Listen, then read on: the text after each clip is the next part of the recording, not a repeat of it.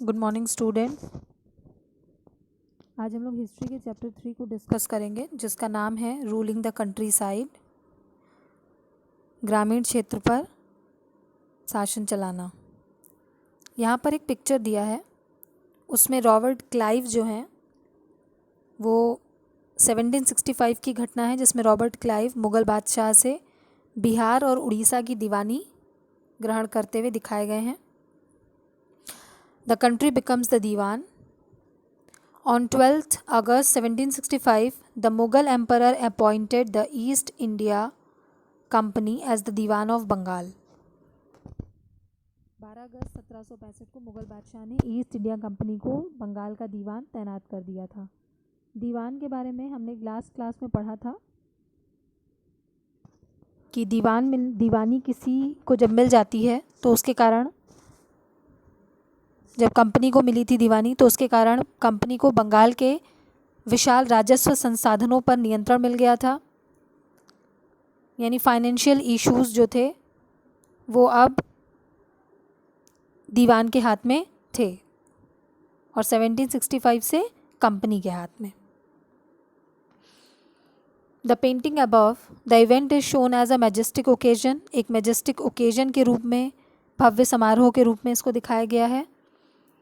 और इस पेंटिंग को एक ऐसे पेंटर ने बनाया है जो कि क्लाइव के मेमोरेबल इवेंट्स को रिकॉर्ड करने के लिए रखा गया था। क्लाइव्स की लाइफ में जो भी इम्पॉर्टेंट डेज थे या जो भी इम्पॉर्टेंट इवेंट्स थे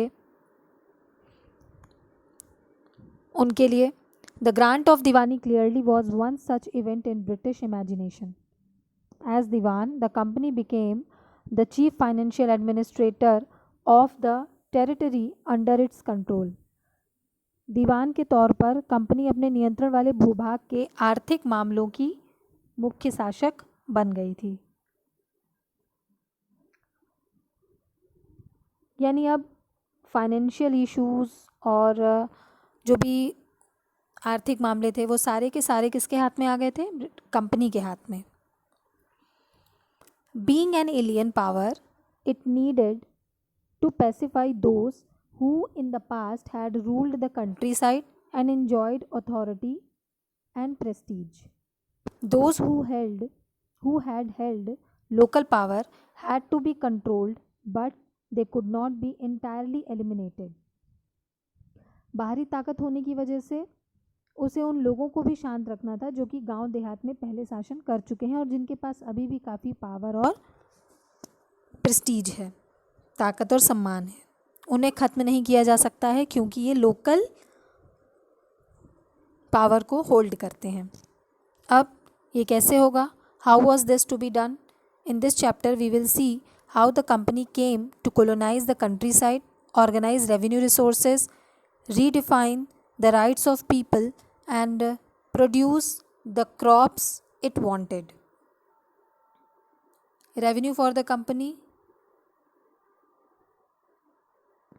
कंपनी की आमदनी। The company had become the Diwan but it still saw itself primarily as a trader. Company Diwan तो बन गई थी, कंपनी के हाथ में दीवानी आ गई थी, लेकिन फिर भी वो खुद को अभी भी ट्रेडर यानी कि व्यापारी समझ रहे थे। They want to increase the revenue as much as it could and buy fine cloths, cottons and silk cloth as cheaply as possible. ये फिर भी रेवेन्यू को ज़्यादा से ज़्यादा इंक्रीज़ करना चाहते थे, राजस्व को ज़्यादा से ज़्यादा हासिल करना चाहते थे, उसे बढ़ा चढ़ाकर कीमत वसूलना चाहते थे, बढ़िया सूती और रेशमी कपड़ा कम दाम पर खरीदना चाहते थे। ये सारे काम इन्होंने किए।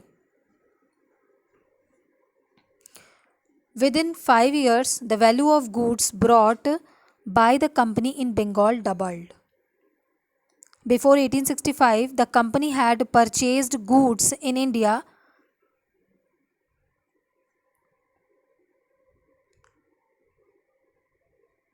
by importing gold and silver from Britain.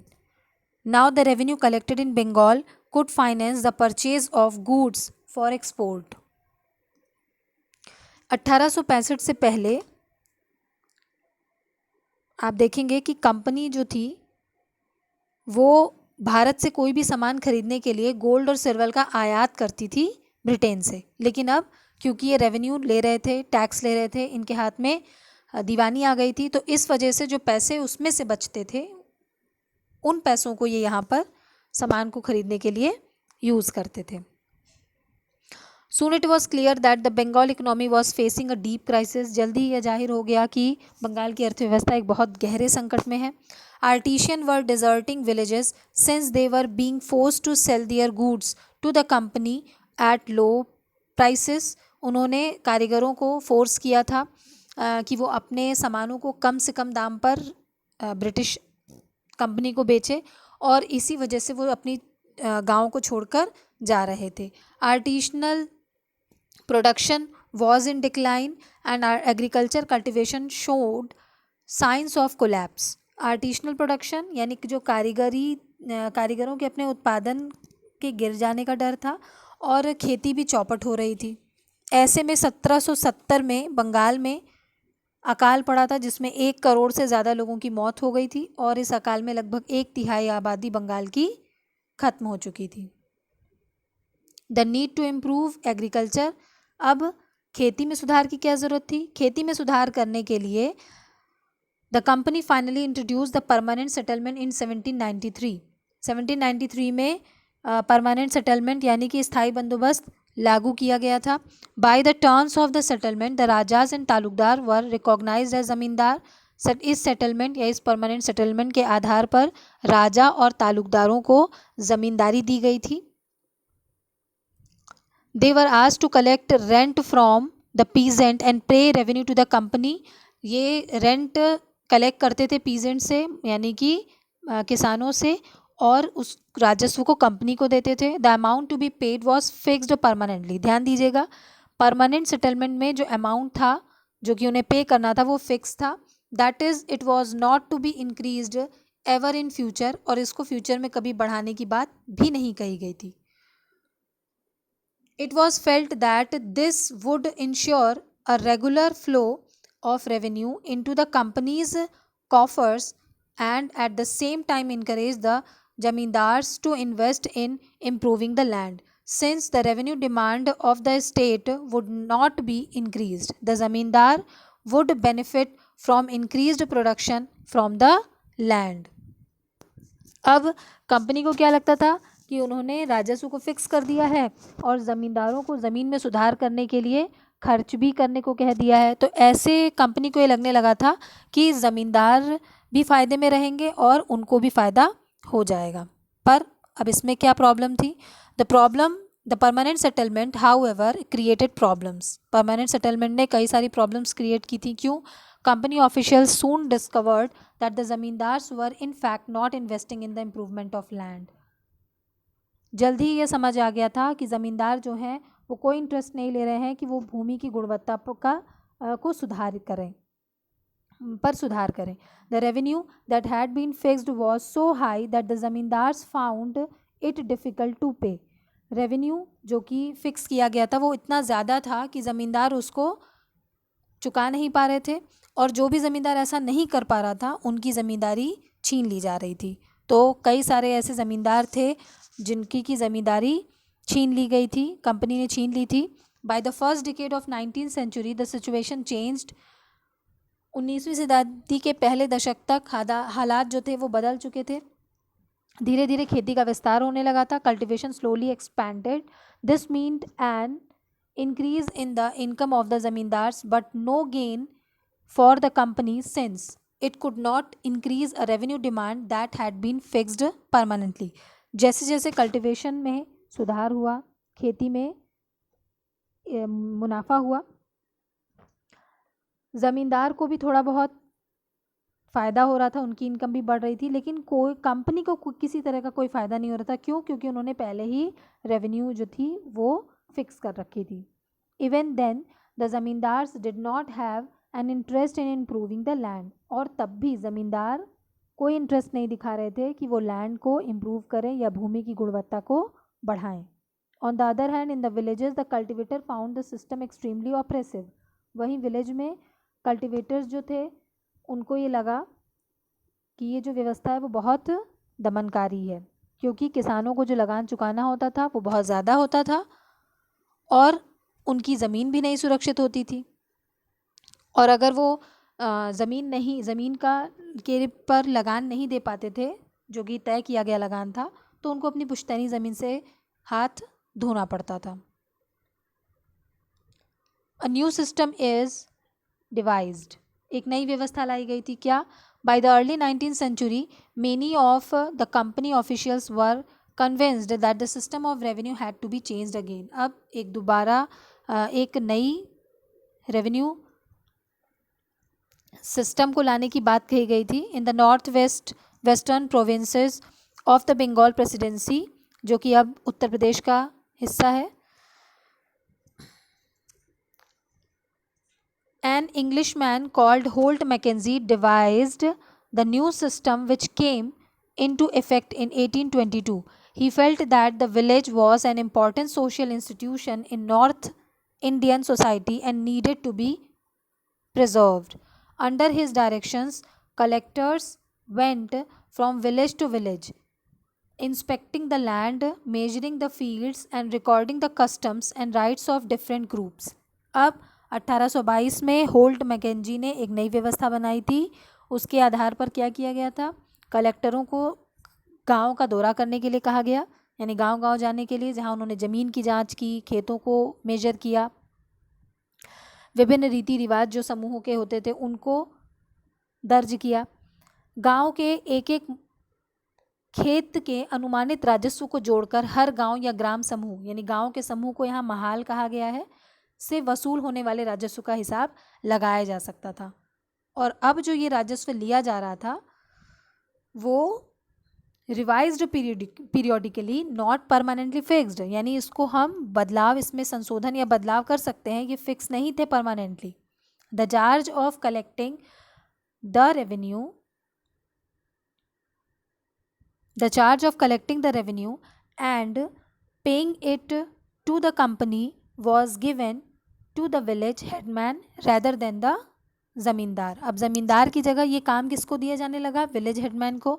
This system came to be known as the mahalwari system. इस सिस्टम को महालवारी सिस्टम कहा गया।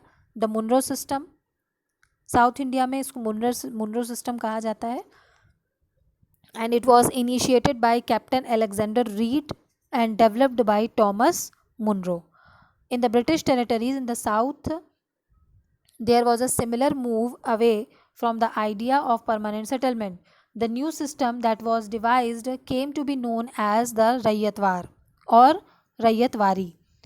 It was tried on a small scale by Captain Alexander Reid in some of the areas that were taken over by the company after the wars with Tipu Sultan.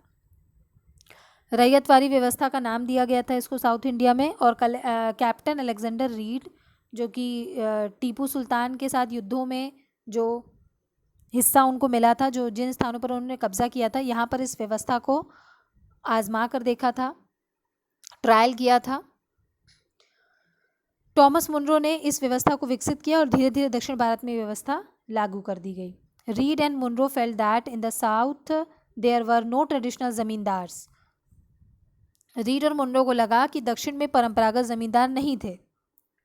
The settlement, they argued, had to be made directly with the cultivators यानी ryots who had tilled the land of generations. Their fields had to be carefully and separately surveyed before the revenue assessment was made. उन्हें सीधे किसानों या रैयतों से ही बंदोबस्त करना चाहिए, उन्होंने ये सोचा था, जो पीढ़ियों से ज़मीन पर खेती करते आ रहे हैं। Munro thought that the British should act as paternal father figures protecting the ryots under their charge. Munro का यह मानना था कि अंग्रेज़ों को पिता की भांति किसानों की रक्षा करनी चाहिए। But all was not well, लेकिन सब कुछ ठीक नहीं था। क्यों? Driven by the desire to increase the income from land, revenue officials fixed too high a revenue demand. Peasants were unable to pay Riots fled the countryside and the villages became deserted in many regions. जमीन से होने वाली आमदनी बढ़ाने के चक्कर में राजस्व अधिकारियों ने बहुत ज़्यादा राजस्व तय कर दिया था। किसान जिसे नहीं चुका पा रहे थे, कई सारे किसान जिनको की रैयत कहा गया है, वो गांव से भाग रहे थे। अफसरों को उम्मीद थी कि एक नई व्यवस्था जो यहाँ लाई गई है वो किसानों को संपन्न उद्यमशील किसान बनाएगी, लेकिन ऐसा हुआ नहीं। But that's did not happen. हम लोग नेक्स्ट क्लास में पढ़ेंगे यूरोप के लिए फसलें यानी crops for Europe. Thank you students. Stay home, stay healthy.